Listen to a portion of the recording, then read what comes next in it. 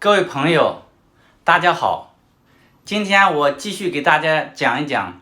关于我们被忽略的胃病的10大症状。今天我们讲第二个，就是胸闷、气短，甚至或哮喘。我把这作为一种组合啊，给大家作为一个症状来讲一讲，也就是我们总的来说就是呼吸困难。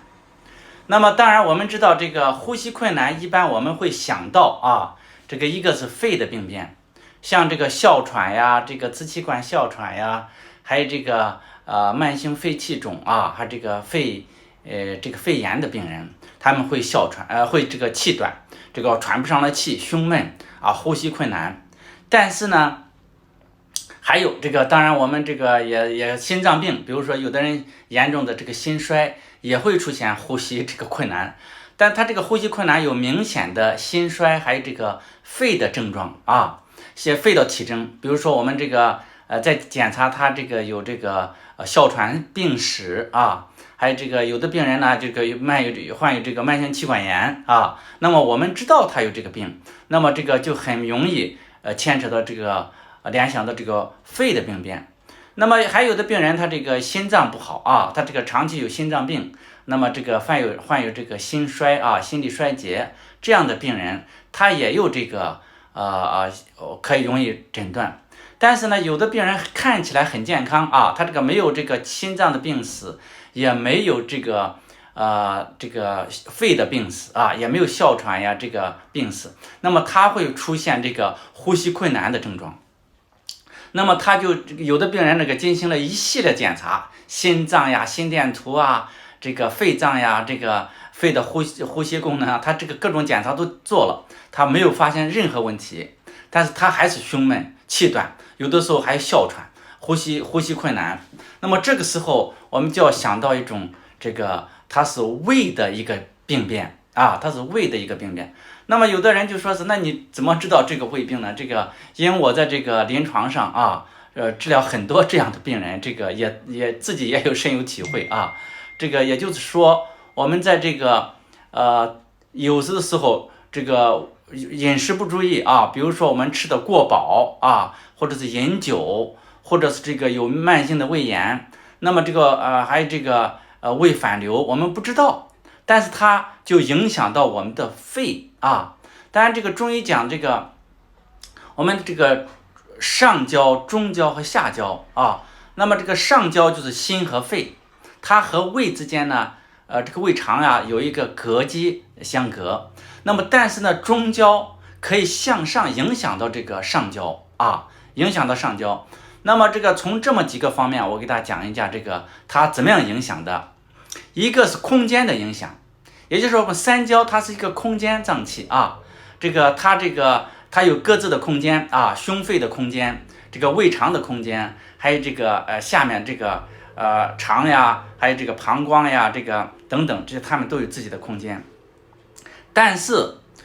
胃如果胃容量扩大，也就是说有的病人呢出现胃胀气它1到2升的空间呢增大了，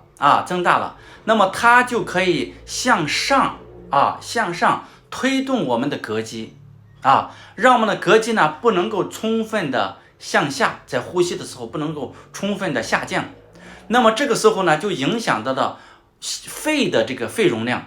那肺容量呢就不可能像我们平时那样很自然的呼吸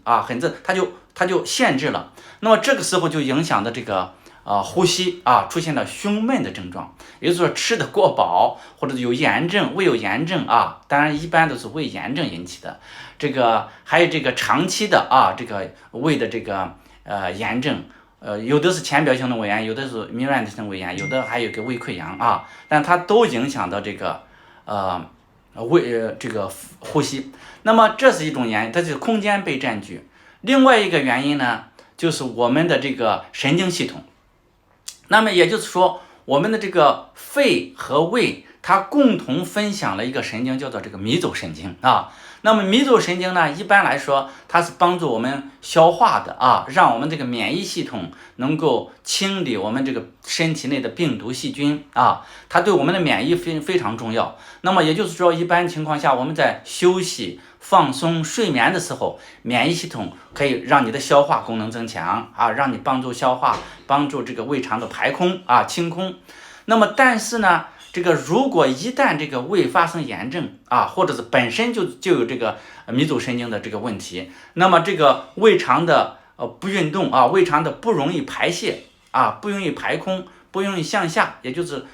浊气不容易降的时候，那么就可以影响到这个刺激到这个迷走神经。那么迷走神经过度的兴奋啊，因为迷走神经是既有上达的也有下降的，也就是说它有感觉的啊。那么这个感觉神经到大脑以后，他说这个胃肠这个组织了不运动，我们给它增加的这个压力啊，我们就给它让它的活动加强。那么让它活动加强的时候呢，就产生了压力。这些压力呢，一个可以向上这个推动我们的膈肌向上推动，影响不能呼吸。再一个呢，就是让整个肺脏的这个迷走神经也兴奋了。那么这个时候呢，就可以引起呼吸困难，就相当于发生了这个哮喘一样啊，发生了哮喘一样。我们从这两个方面呢，就可以理解到这个胃病可以影响到胸闷、气短和呼吸困难啊，甚或发生这个哮喘。那么我们怎么样治疗呢？跟前面我们讲的这个鹅逆这个一样，要找出这个胃病的原因啊，看它是这个有各种各样的炎症也好啊，还是这个按照中医来讲啊，它这个有食积呀，有这个消化不良呀，或者是有这个气机不畅呀啊，还有这个血液循环不好呀等等啊，我们根据它这个像这个消食导滞啊，这个疏肝理气，还有这个我们这个活血化瘀啊，这些方法结合起来啊，还有这个补气呀，这个养阴呀，这个清热呀等等，这些这个综合起来啊，这个就可以这个治疗胃病。那么胃病一解决啊，那么一般来说这个病人的呼吸就恢复正常了啊。还有这个病人来的时候，你要给他告诉他，在饮食方面啊，在这个饮食起居方面，我们要注意啊，这个不能够生冷的东西啊，吃生冷的东西，因为这个生冷的东西呢，对我们的胃是一种强刺激啊。它这个因为胃肠的这个活动胃肠的酶的分泌，还有这个酸的这个分泌，还有这个消化，它都要有一定的温度。这个温度呢，在体温这也就是30多度37、8度、35、6度这个情况，如果过低，它就会这个影响到它的功能发挥那么也就是我们吃了冰的东西。但是这个有的人不懂就像这个有的医生还这样讲，说是这个反流性食道炎就是因为你的这个胃的这个喷门不关闭胃的喷门不关闭。那么怎么样让它关闭呢？就是喝冰水。我说那是瞎胡扯呢不能那样的这个热胀冷缩的原理在我们身体是这个有的比如说寒冷可以引起我们的毛孔收缩，引起的血液循环这个降低但是呢，它不是呢这个让我们的括约肌会恢复到正常，不是的括约肌的恢复正常，就是一个是我们的饮食要控制饮食要控制。那么怎么样呢？就是让它胃呢不能够太过度扩张，也不能跟胃呢有过度的刺激比如说生冷的刺激还有这个饮酒辛辣呀等等这些刺激呢，对我们的胃都不是好的我们要吃一些清淡的、容易消化的、没有过酸的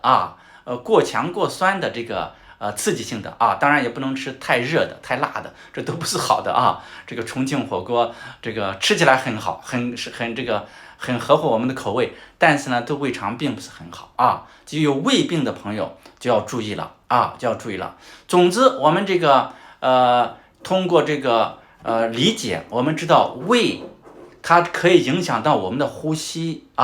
这个引起这个呼吸困难，引起这个咳嗽啊，引起咳嗽，还引起哮喘这样的发作啊。我们知道，就说这个吃的时候要避免过敏性的东西啊，避免过酸的东西，避免刺激性的东西，这样对这个胃的保护就会好啊。当然，这个我们都知道，这个病从口入啊，尤其是胃病，要管好我们的嘴啊。像刀郎最近唱的这个歌里面啊，我们这个他讲的是主要是这个你听。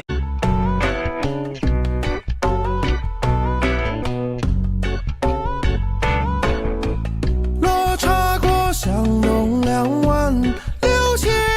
里呀，过几重越交海，3寸的黄泥地，只为那。他这个我们这个实际上他主要讲的是过七冲啊，穿胶海。